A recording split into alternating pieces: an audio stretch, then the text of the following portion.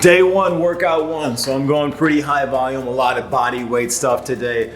So going from pull-ups right into dips, and then I'm doing legs. I need to add some more weight to that. So I'm gonna go with some split squats, but real high volume. So here's a little taste, and there we go.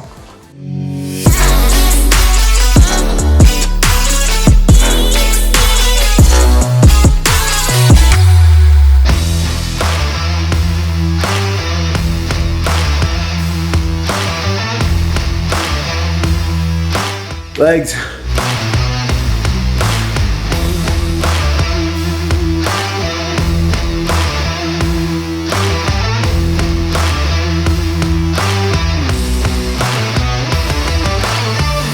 That's how you should feel towards the end of a set. Ow.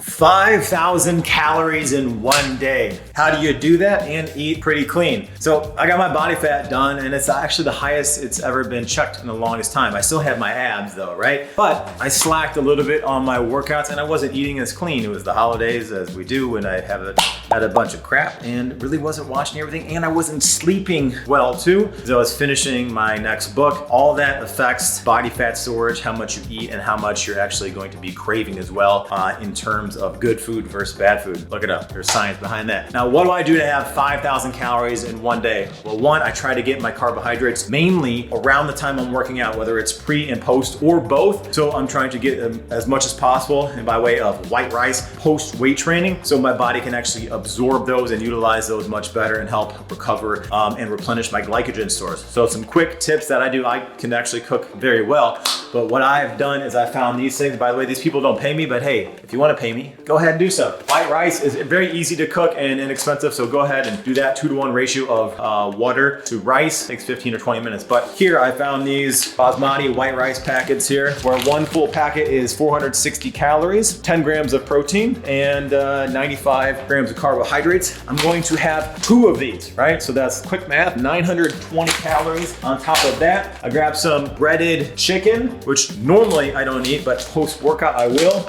And here, check this out. And how do you know exactly how many calories and protein you're getting? If you look at the back of this, 190 calories per serving. Each serving is 3 ounces. I have a scale, and I'm going to measure it out. Now, it doesn't matter if you measure before cooking or after cooking. Well, something like this, specifically not, because this is already pretty much ready to go. You just got to heat it up in a skillet. But it's very important just to measure it in general, whether it's raw before or after. It's really, I mean, that's like kind of splitting straws. Not that big of a deal. But I also cook with avocado oil or bone broth. Beef bone broth, chicken bone broth, very good for you. You can also use vegetable broth. And I measure this too. So you put that in there. So I'm watching every single calorie. On top of that, there's times when I can actually get some things that are actually delicious to me post-workout. So I'm gonna grab some juice, which normally I don't drink. I'm going to open this up here, and orange juice. I have this post-workout with a cup or 2 with spinach. Blend that up. It's like a nice, sweet little treat. Some other things I do to add calories.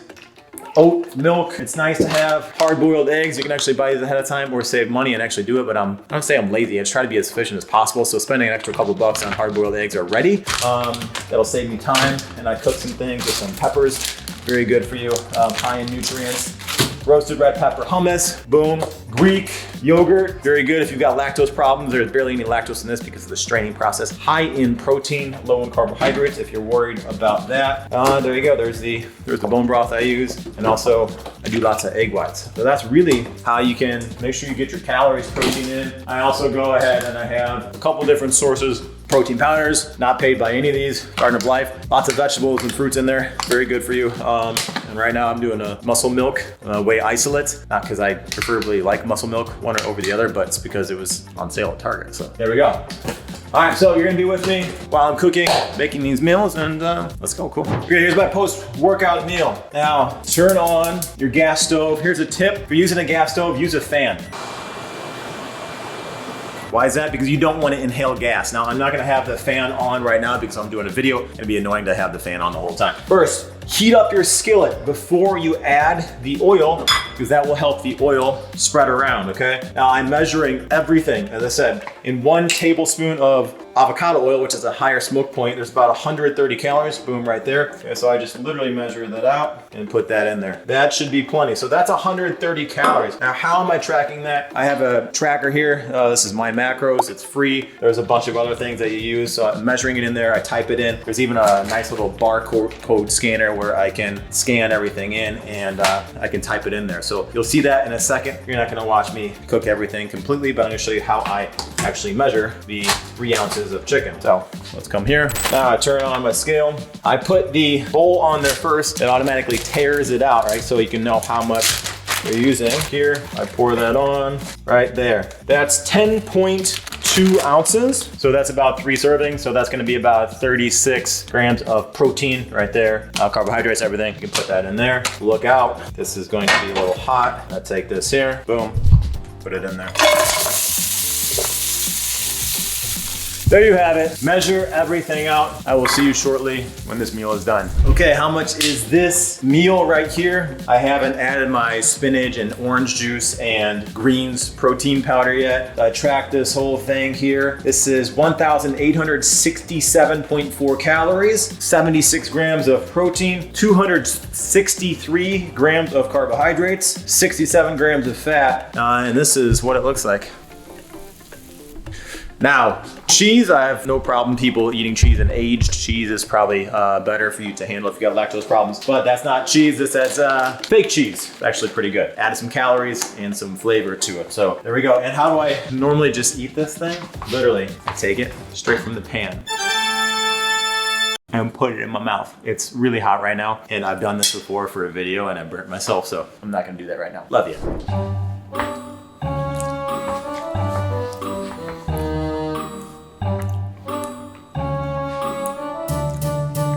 I think eating 5,000 calories a day would be fun. I'm literally so just bloated right now because this meal is about 2,400 calories. In here, I have black rice, oat milk, banana chips, protein powder, hemp seeds, pumpkin seeds. Oh, there's probably something else in here that I'm forgetting. Oh, but a bunch of yogurt too, just so I could hit my numbers. And this didn't even do it. This huge thing, look at this, it's the size of my face. I'm at 5,006 calories here, 149 grams of fat, 629 grams of carbs, 300 grams of protein. And this was the thing that had to put me over the edge. It's spinach, some dried banana chips that aren't sweetened. Tell you what, 5,000 calories if you're eating a bunch of crap, pretty easy to do. But if you're eating clean, not so easy. Orange juice, spinach, banana chips. And this is the last thing of the day. Here we go. Ugh, there it is. This is the last thing. Well, it's actually good, but like when you're stuffed, not everything tastes good. Last thing, but I actually have to eat all of this. And then after this monstrosity of a meal, I'm gonna go for a walk in 10-degree weather for 10 minutes to help digest it a little bit. Hopefully you enjoyed day 1. Oh man, got a lot of days left. Day 1 of the 5,000 calorie meal day, week. Oh, I can't. Oh, there's blueberries in here too. Later.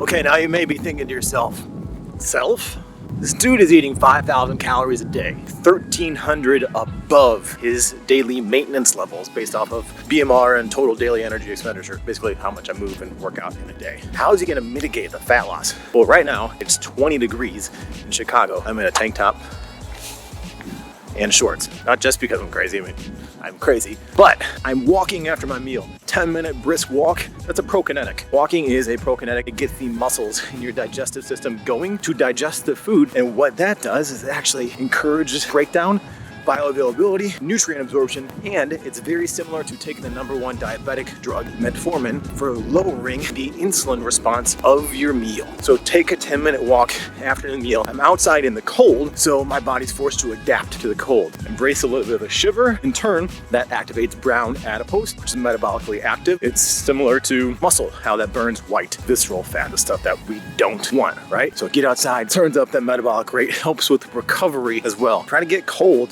11 minutes a week to increase your metabolism. I'll tell you what, it really helps, and it helps with that resiliency, and it won't be as cold when you go outside in the cold. Cold showers work too, and cryo, yes. Cheers, be well. I'm stuffed, but Oh, this also helps get the gas out, yeah.